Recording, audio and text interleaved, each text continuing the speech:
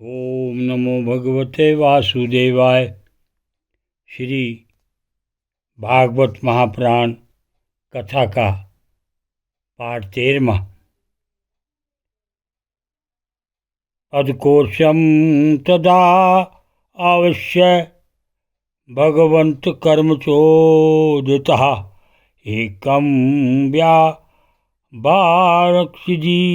दुराधात्रिजा भावयं दिश सप्तथा एतावाजीवलोकस्य संस्थाभेदा समाहृता धर्मस्य अनियमितस्य विपाकः परमेष्टयशो विजर्वाच यदास्ते बहुरूपस्य हो हरेरद्भुतकर्मणः कालाकयं लक्षणं ब्रह्मन् यथा वर्णे ना प्रभो मैत्र्यवाच गुणव्यक्तिकराकारो निर्विशेषो प्रतिष्ठा पुरुषस्तत्तदुपादान मात्मानं लीलया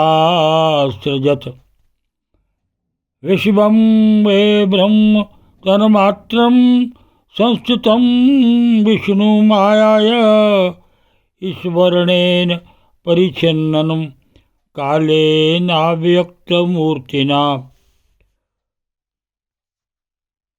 यथेदानीं तथाग्रे च पश्यादपयेत दीर्शन सर्गो नवभिद्यस्तस्य प्रकृतो विकृतस्तु यः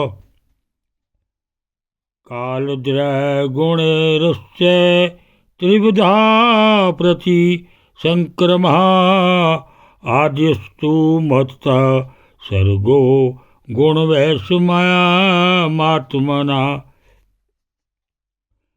द्वितीयस्तवहो मोयत्र द्रवज्ञानी क्रियोदता भूतसर्गस्तृतीयस्तु तन्मात्रो द्रव्यशक्तिमान्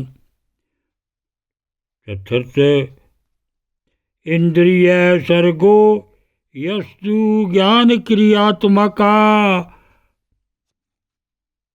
वैकारिको देवसर्गः पंचमो यन्मयं मनः।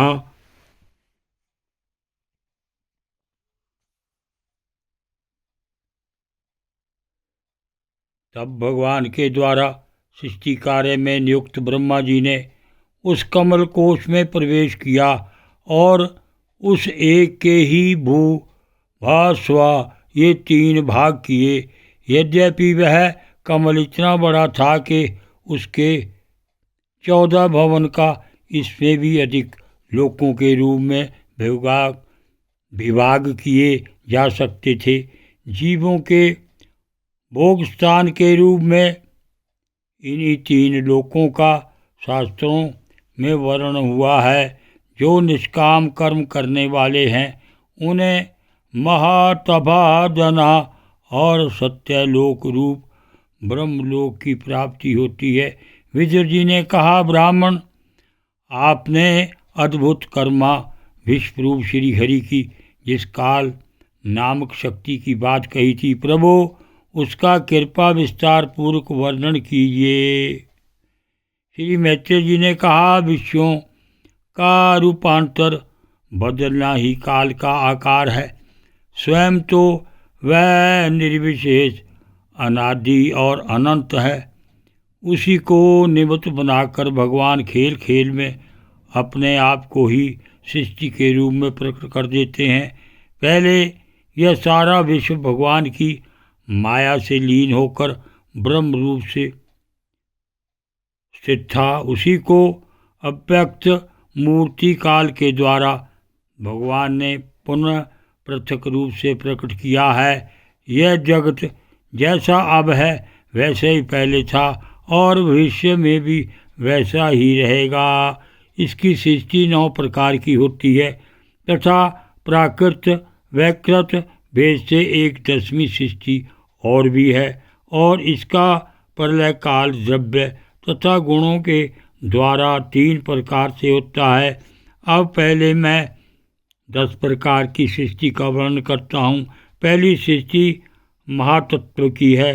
भगवान की प्रेरणा से सत्यवादी गुणों में विस्मृता होना ही इसका स्वरूप है। दूसरी सृष्टि अहंकार की है, जिससे पृथ्वी आदि पंचभूत एवं ज्ञानेन्द्रिय और कर्मेंद्रिय की उत्पत्ति होती है। तीसरी सृष्टि भूत सर्ग है, जिसमें पंच महाभूतों को उत्पन्न करने वाला तन्मात्र वर्ग रहता है। चौथी सृष्टि इंद्रियों की है, यह ज्ञान और क्रिया शक्ति से संपन्न होती हैं। पांचवी सृष्टि सात्विक अहंकार से उत्पन्न हुए इंद्रियादिक शास्त्रा देवताओं की है। मन भी इसी सृष्टि के अंतर्गत है। ओम नमो भगवते वासुदेवाय।